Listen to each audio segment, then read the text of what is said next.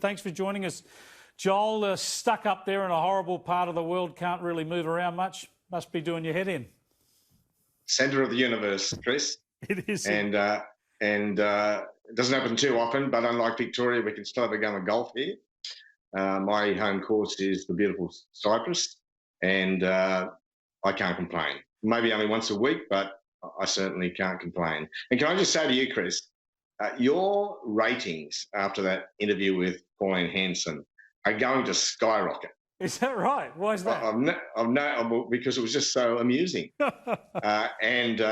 know, I'm getting a bit concerned now because you and I end up on a unity ticket on too many occasions. And that's right. We are certainly on a unity ticket on the question of the coronavirus app. So you've downloaded the app, but look, just to me, it just makes sense. And if you get worried later on or things are completely under control, then we can all delete it, can't we? Well, I respect Pauline's right not to sign up to the app herself, but I think as political leaders, we all have a responsibility to show some leadership. And I'm up for anything that can responsibly and safely continue to reduce the spread of the virus, get our lives back to some form of normality, and of course get the economy and jobs moving again. And even if there is a slight risk on the privacy data protection side, I think it's a risk well worth taking. Well, I'll tell you what, I've just been told that Greg Hunt, the Health Minister, has tweeted that more than 1.8 million people have signed up now. So they're obviously watching you. It'll be topping 2 million by the end of the show. So, you know, people are voting with their fingers, so to speak. And the more who sign up to it, this is the beauty of it, Joel, why it makes sense to me. It's a bit like vaccines. The more people who subscribe to it, the greater the ability for us to track this thing, and therefore the greater ability for businesses to start going again and people to get back to work. And I had a debate with Barnaby Joyce on this issue on another network just this morning, and just like Pauline, they're trying to tap in to fear in the community, and neither of them were really able to articulate their concerns. They throw out their concerns about privacy, but each of them would have at least half a dozen apps on their phone right now with location services on, and would provide people with the same opportunities, if not greater opportunity, than would the coronavirus app. Yeah, spot on. Now, I just wanted to get your thoughts on a couple of things in your portfolio. In agriculture, there are reports today that it's going to be bad news for agricultural exports because of the slowdown in the global economy. There'll be a lot of people on the land at the moment pretty encouraged by the way the season is opening up, thinking the drought's behind them, but this is not good news. And coming off the back of the worst drought in our history, arguably, and of course the bushfires impacted on many rural producers as well. But look, I'm more upbeat about it than that.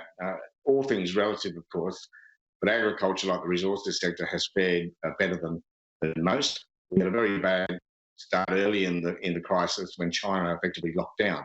Around 20% of our food exports go to China, about 30% to China and Japan. So that was really difficult. But the Chinese have managed to get their economy ramping up again, and that's taking the pressure off. Then we struck some supply chain issues, logistically, physically. But the government, I give the government credit there. It's been working with the states and with the opposition and put some money in, to example, to air freight to get those high value products into market. So that hasn't been too bad. But looking ahead, as you say, prices are likely to remain and become even more soft for some time to come, particularly if there's a second round in places like the United States and Europe. Europe's still a big export market for us, nowhere near as big as Asia, but combined with the United States, still very large. So prices will tend to be soft. Then, of course, you've got the issue of inputs to production here in Australia, Chris. A lot of Australians wouldn't realise that a lot of our agriculture sector, our food production sector, relies on inputs coming from other countries, not just food inputs, but things like fertiliser, for example, which is manufactured in other countries. So if we have second round effects in countries from which we get those inputs to our production, then it really could hit our sector pretty hard. But again, I'm pretty optimistic about the outlook for the sector. Look, the other issue I just want to get your thoughts on was in resources. Everybody's talking about all sorts of reform coming out of this to get the economy fired up on the other side of the pandemic. One of them is to get rid of green tape in the resources sector. Now, I think you only have to look at Adani, whatever people's view of the mine. the ridiculous number of levels of hoops it had to jump through and legal challenges and the like to get an answer, yay or nay, showed what the problem is. Don't we need a streamlined approval process for resources developments? I think we're going to have all sorts of discussions post the crisis, and some of the orthodoxies we've lived under will be challenged in economic terms and regulatory terms, and that's a good thing. But I've also heard some fanciful things out there. People think the whole world's going to be completely different. I mean, the model we've lived under for the last almost 40 years has served us pretty well. And while we need to challenge some of those orthodoxies and think about change, basically, I think the architecture is good. But you've identified a really important issue. The resources sector basically underpins the Australian economy. That's where we earn the big export income, the big foreign exchange we need to pay for our many inputs.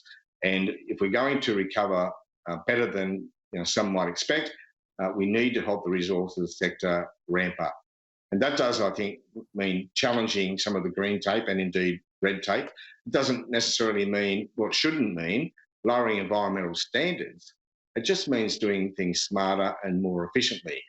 And you've got to properly resource your regulators, Trish. You can't keep cutting their resources, cutting their funding and not expect it's going to have some impact on the timeliness of some of the approvals. So we do need to revisit these things. It's very, very important. And look, we should try to do so on a bipartisan basis.